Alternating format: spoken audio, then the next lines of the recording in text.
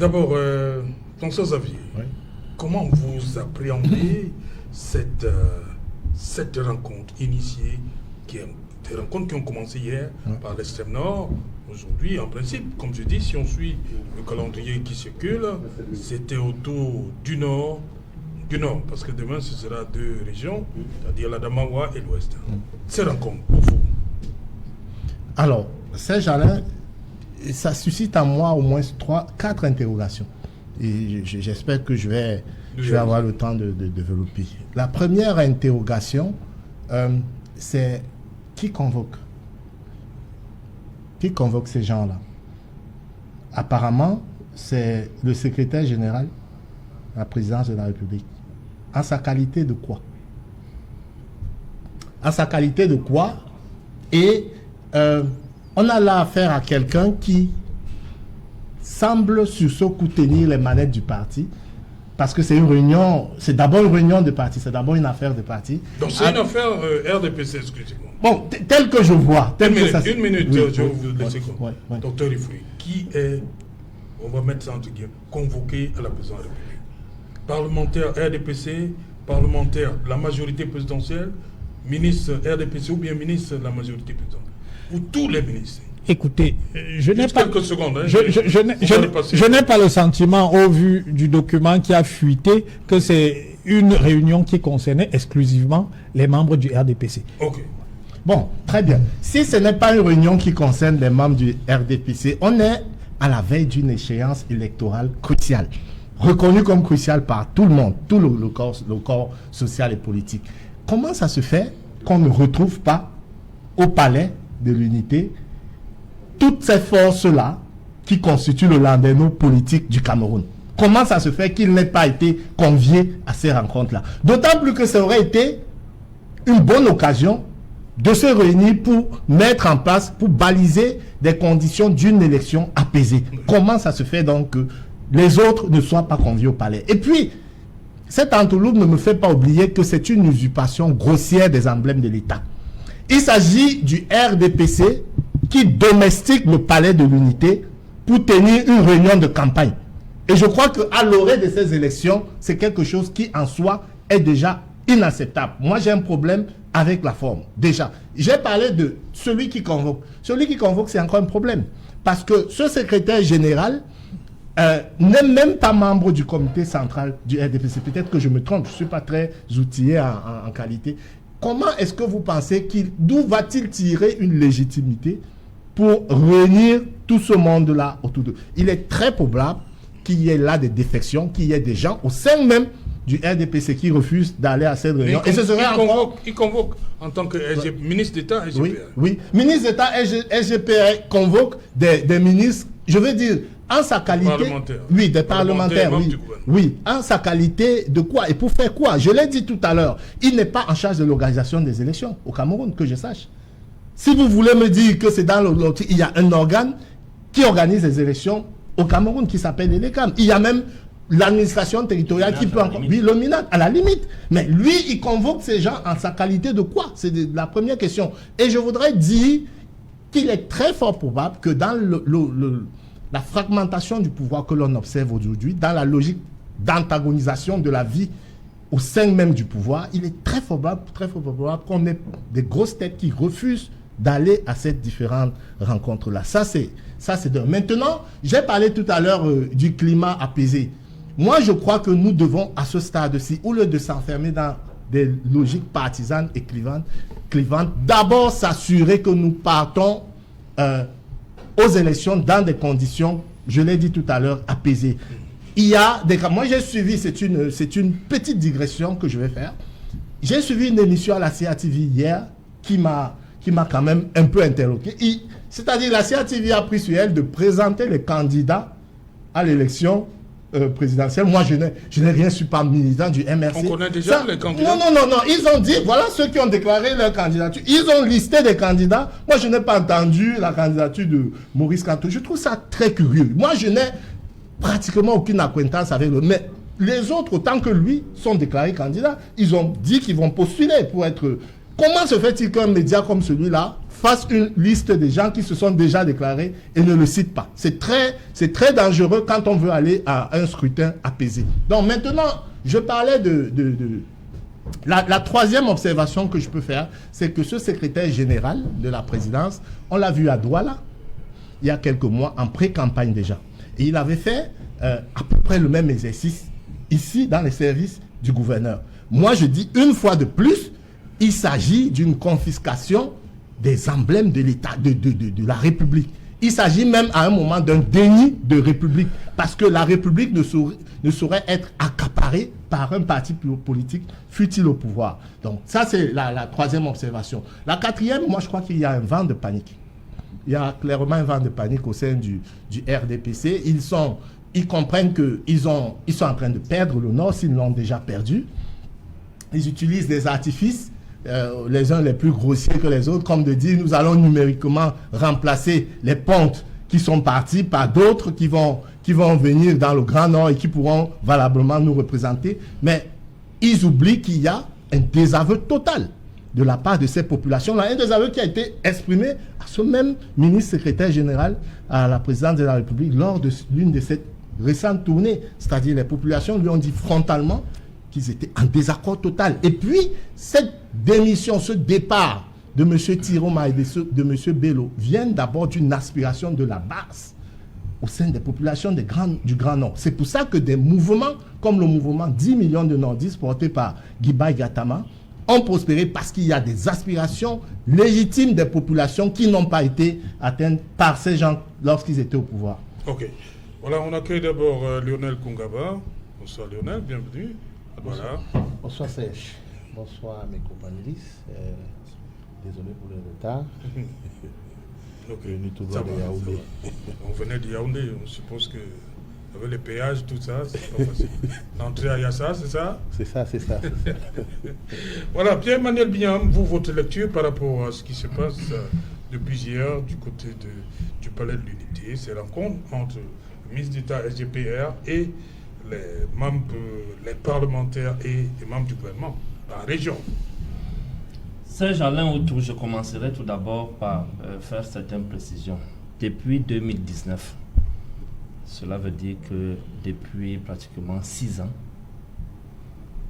Maurice Kamto, le président national du mouvement pour la naissance du Cameroun, avait dénoncé avec véhémence et insistance le fait que le Cameroun était géré par procuration.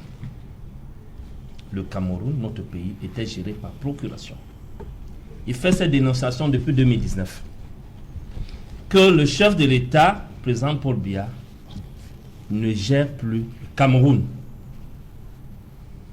Alors, cela s'est confirmé tout récemment avec les récentes sorties du ministre Chiroma Bakar, qui a clairement déclaré que depuis plus de 15 ans, ne se tiennent plus les conseils ministériels. Plus de 15 ans. C'est un scandale à ciel ouvert. Les conseils ministériels ne se tiennent pas depuis plus de 15 ans. C'est la première chose. Deuxième chose, il dit que le chef de l'État... Est-ce que c'est pas un abus, Pierre? Non, c'est pas. Je suis en train de paraphraser. Non, on sait qu'il y a eu un conseil de ministres. Je paraphrase ce que 19 janvier 2019. le ministre Chiroma Bakari a fait comme déclaration. Je reste dans sa sortie dans le média brut. C'est sur ça que je reste accroché. Il dit que ça fait plus de 15 ans que les conseils ministériels ne se tiennent plus.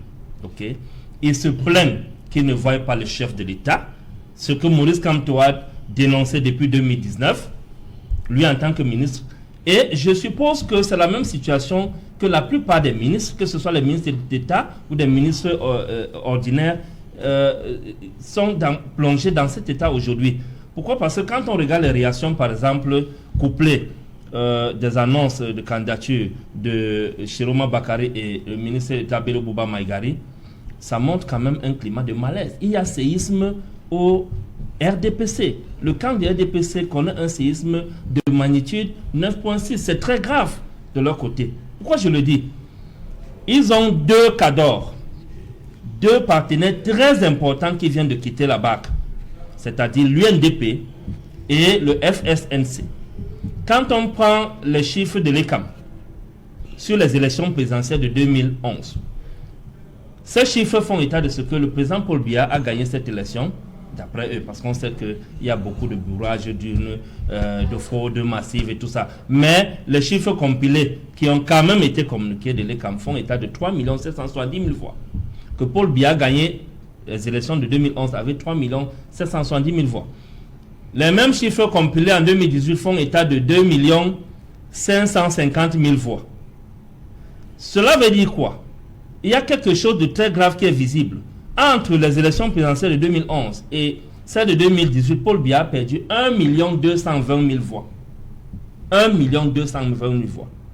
Et quand on entre maintenant dans les chiffres de 2018, on constate que le Grand Nord représentait 42% du suffrage des voix qui ont voté pour Paul Biya en 2018. Quand on prend donc les 2 500 000 voix du RDPC, on enlève 42%, ça représente pratiquement 1 071 000 voix. Et prenons un cas où, faisons par exemple une simulation. Si on fait une simulation, dans le sens où l'UNDP et le FSNC, avec leurs militants et sympathisants, ont voté pour 50% des voix du RDPC ou bien de Paul Biya, qui ont porté Paul Biya en 2018 dans le Grand Nord. Cela suppose que dans les 1 70 000 voix, le RDPC va perdre à nouveau 500 000 voix. Et si on retire 500 000 voix sur les 2 550 000 voix qu'ils ont eu en 2018, c'est-à-dire qu'à l'heure où nous parlons, le RDPC a un électorat de 2 millions de voix. Oui, 2 millions de voix sur 8 millions d'inscrits. Oui, non. Cela suppose qu'il y a 6 millions d'inscrits que l'opposition doit aller chercher. Voilà. Donc le RDPC est dans la panique. Okay. Les rencontres comme celle d'hier, entre le SGPR, qui continue aujourd'hui, demain ça sera l'Est et l'Ouest, ainsi de suite, sont une preuve de panique. Okay. La panique est au paroxysme. La panique a atteint les degrés disproportionnés, de telle sorte que aujourd'hui on ne sait même plus qui est qui et qui fait quoi. Le SGPR qui convoque ces assises-là, comme il venait de dire tout à l'heure, il les convoque en qualité de quoi? Dans le ORDPC, d'après ce que je sais, ORDPC, il n'est même pas membre du comité central, sauf si je me trompe. On a nommé les membres de... On ne dit pas que c'est le RDPC. Puisque je n'ai pas encore vu les ministres de l'opposition là-bas. Je n'ai pas encore vu les parlementaires de l'opposition là-bas. Uniquement les membres du gouvernement pro-RDPC. Donc en qualité de quoi? Il les convoque en qualité de responsable du RDPC ou bien du chef de l'État. Et le fait que le chef de l'État même ne soit pas là pour rencontrer les partis politiques, on sait quand même qu'à l'aube des élections présidentielles de 2011, le président Paul Biya avait rencontré ni John Fundi, il avait fait les concertations, il a reçu même certains leaders de partis politiques de l'opposition au palais, y compris les Chiroma, avant les élections de 2011. Aujourd'hui, pourquoi ce n'est plus le chef d'État qui reçoit les gens? C'est le SGPR, le ministre Ngongo qui reçoit les gens. C'est quand même une aberration. Donc ça confirme les propos de Chiroma Bakary et de bon nombre de personnes qui estiment que le Cameroun n'est plus gouverné depuis pratiquement 6 ou 7 ans aujourd'hui. En fait, depuis la dernière élection de 2018, le Cameroun n'est plus gouverné par le président Paul Biya. Le pouvoir est pris en otage et les opportunités sont les niches. Il y a des niches. J'ai démontré tout à l'heure que le RDPC, à l'heure actuelle, avec les démissions de Chiroma Bakary, l'annonce de la candidature de Bello Bouba, n'a plus que 2 millions de voix. Et le Cameroun actuellement a plus de 8 millions d'inscrits selon les chiffres de l'ECAM. Vous voulez dire que dans cette configuration, le RDPC est encore sûr? Il n'est pas sûr. Si les Camerounais vont voter à 100%, l'opposition va avoir 6 millions de voix. Si les Camerounais vont voter à 70%, l'opposition, ça veut dire qu'il y aura 5 600 000 personnes qui vont voter. Et là-dedans, le RDPC, si on enlève 2 millions, on va rester 3 600 000 pour l'opposition. Ça représente 64%. Donc, quelles que soient les simulations qu'on fait, le RDPC est parti perdant de ces élections-là. Okay. Que ce soit avec un candidat consensuel de l'opposition ou avec des candidats dispersés de l'opposition, le RDPC est parti perdant avec 34% de voix. Ils vont perdre ces élections. Ok, Lionel Kongaba, pour vous, il semble dire que il dit que le RDPC est parti perdre. Est-ce que ça prouve qu'il y a un malaise au sommet de l'État avec ce qui se passe depuis hier. Alors, pour ceux qui... des troupes, pour le dire. Serge, vous savez, pour ceux qui suivent l'actualité du Social Democratic Front, nous avons décrit ces choses-là depuis plus de 4 ans dans nos différentes résolutions, après nos réunions du NEC. Et ce qui est en train d'arriver n'est pas une surprise pour nous. Nous nous sommes préparés psychologiquement à recevoir ce type d'événements. Et pour nous, nous pensons que c'est de la distraction. La distraction, pourquoi? Parce que, ayant constaté que l'opposition, même si jusqu'ici, ils ne se sont pas encore mis en rang serré, sont en train de abattre un travail sur le terrain, ça commence quand même à se poser des questions. Est-ce que même si on va à ces élections avec la machine gouvernementale qu'on a, avec LECAM qui est acquise à notre cause qu'on a, avec notre machine à fraude qui a déjà été hulée pendant 34 ans, est-ce qu'avec ce que nous sommes en train de voir l'opposition déployée sur le terrain, on pourra quand même faire quelque chose? Il n'est pas négligé que ces deux alliés du RDPC qui ont démissionné sont des personnes qui ont quand même la sympathie d'une partie des militants ou des citoyens dans le Septentrion. Mais disons aussi que la majorité de ces sympathisants et militants-là ont pris conscience. Quand vous voyez les meetings qui ont été tenus en 2025 par le Social Democratic Front dans le Septentrion, vous vous posez la question de savoir si ces mêmes militants-là appartiennent encore à d'autres. Vous avez vu la vague de démissions qu'il y a eu dans ces partis aujourd'hui qui disent revenir à l'opposition pour aller dans le PCRN, dans le SDF et bien d'autres. Donc je pense que la panique que nous sommes en train de voir aujourd'hui et qui amène le SGPR à pouvoir convoquer les ministres et les parlementaires pour pouvoir discuter, ce n'est que normal. Ce n'est que normal. Lorsque la peur s'installe, il faut bien trouver des stratégies pour pouvoir la contrecarrer. Et aujourd'hui, moi, je ne vais pas, nous au SDF, on ne va pas se focaliser à pouvoir aller dans la même danse que eux. Nous, on se focalise à aller au but de ce que nous avons commencé. Parce que la distraction, à ce moment, va nous perdre énormément de temps. Nous sommes à moins de 120 jours pour l'élection d'octobre. Si les choses se passent bien, je crois que d'ici le 13 de ce mois, le corps électoral sera convoqué. Si le corps électoral est convoqué et qu'on est toujours en train de spéculer sur des personnes qui ont aidé le régime à s'enraciner, à pouvoir nous mater, à pouvoir nous amener à être où nous sommes aujourd'hui, ça veut dire qu'on n'est pas conscient de ce que nous avons à faire comme travail pour pouvoir gagner. Nous avons en face de nous un régime dictatorial qui a été au pouvoir pendant 34 ans. Après 34 ans, est-ce que nous pensons qu'en allant en rang dispersé, même si on a fait des mathématiques et on voit qu'ils ont perdu 5 500 000 voix. Attendez, pour le régime là, depuis la naissance du SDF. Non, j'ai parlé, c'est un lapsus s'il vous plaît, 43 ans. Non, je sais. Donc, le SDF, vous avez c'est pour dire que 34 ans. C'est pour dire que il y a quand même du travail à faire pour l'opposition.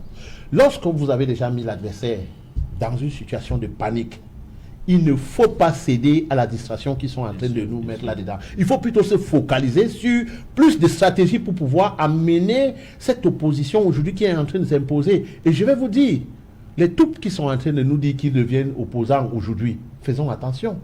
Faisons attention, parce que c'est de la distraction. Après ça, vous verrez qu'ils vont encore dire non, nous nous sommes arrangés avec notre allié, on rentre voir notre allié. Et c'est possible. On connaît bien comment il fonctionne.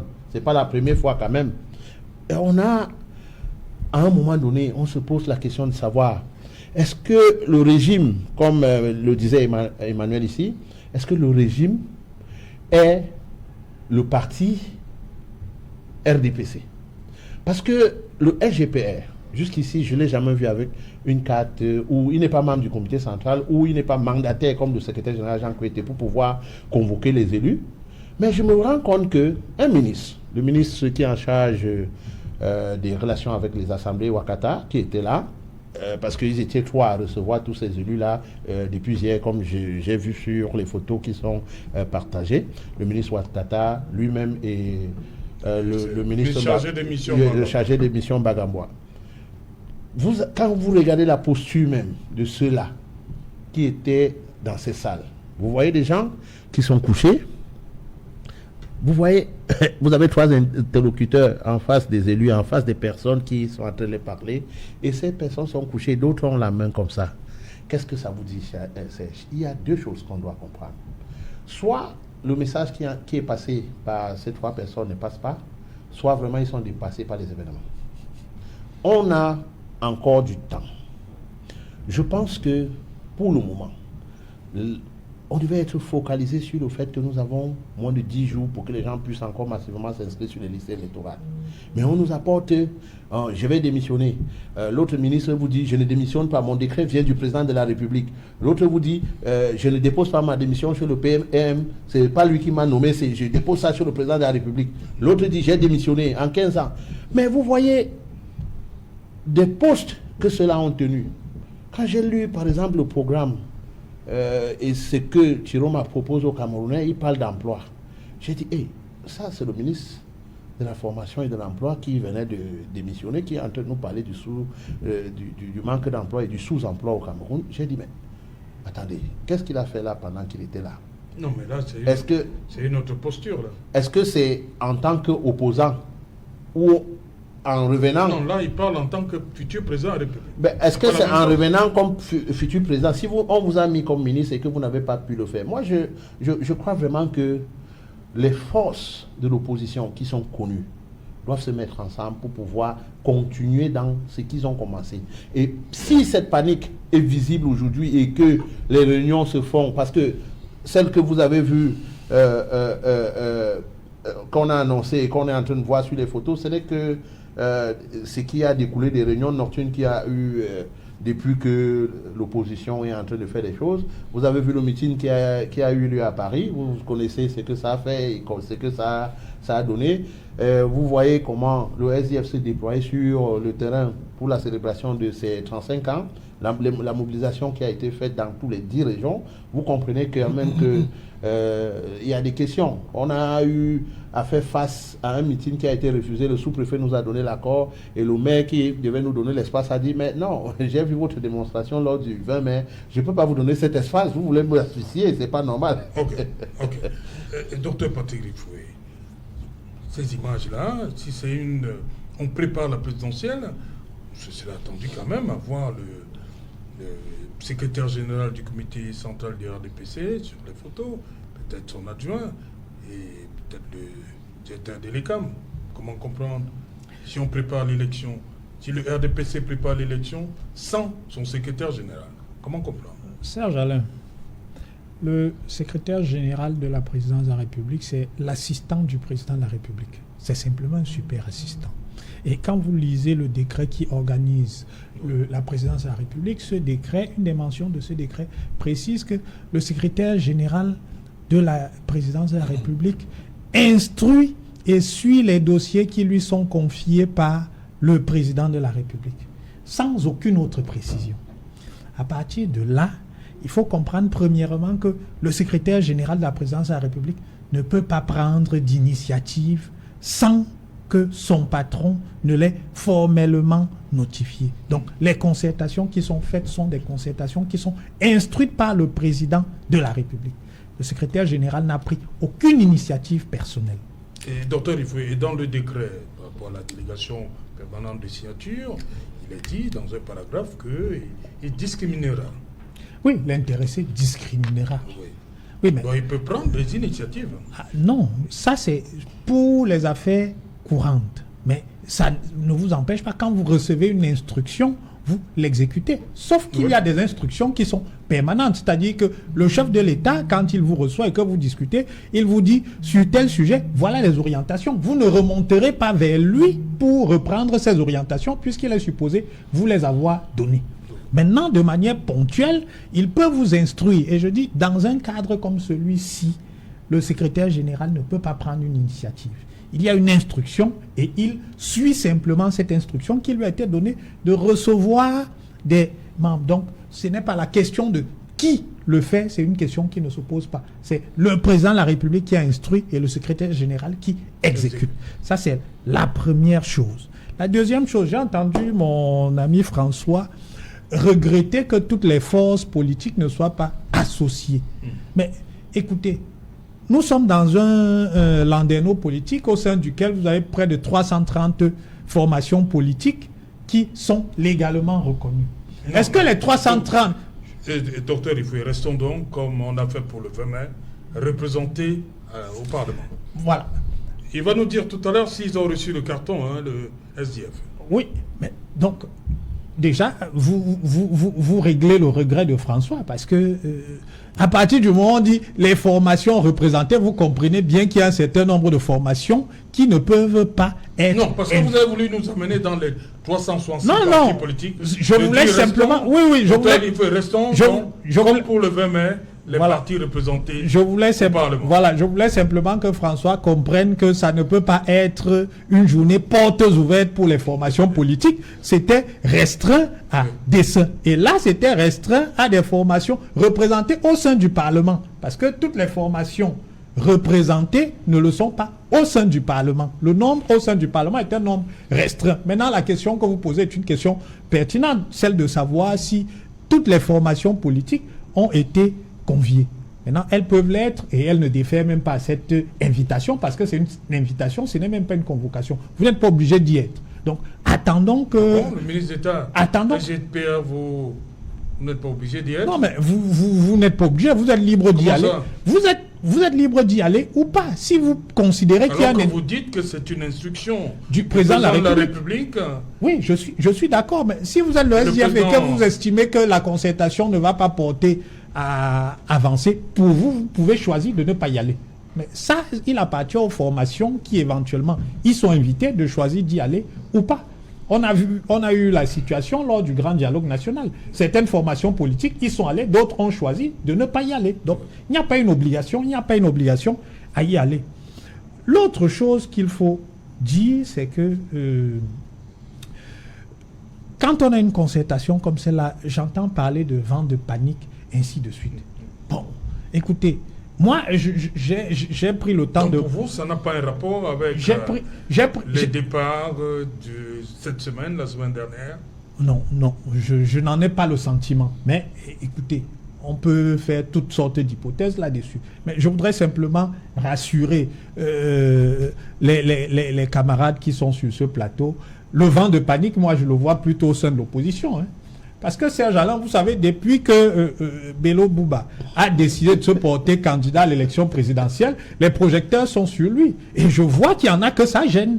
Ce d'autant que la question du leadership de l'opposition, c'est une question qui a été réglée de facto. C'est-à-dire quand vous avez un dinosaure comme Bello Bouba qui dit qu'il est candidat, avec son poids politique, il devient de fait le chef de l'opposition. Et la question qui se pose à ceux qui chauffaient la salle de la scène politique aujourd'hui est celle de savoir s'ils vont se rallier à Bello Bouba, qui est devenu le chef de l'opposition. Donc, le mistigris qu'on veut nous faire croire qu'il est dans le camp du RDPC, non, il est dans le camp de l'opposition. C'est l'opposition qui est en difficulté aujourd'hui et qui ne sait pas vers quel sein se tourner. Est-ce que ce sera vers Bello Bouba? Est-ce que ce sera vers Joshua aussi? J'ai constaté d'ailleurs que Joshua aussi a rencontré Bello Bouba aujourd'hui.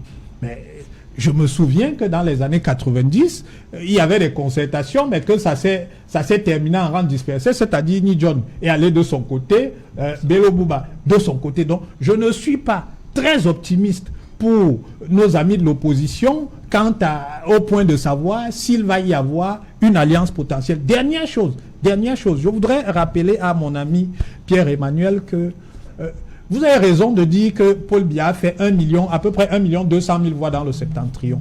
Mais si vous regardez les résultats des élections municipales et des élections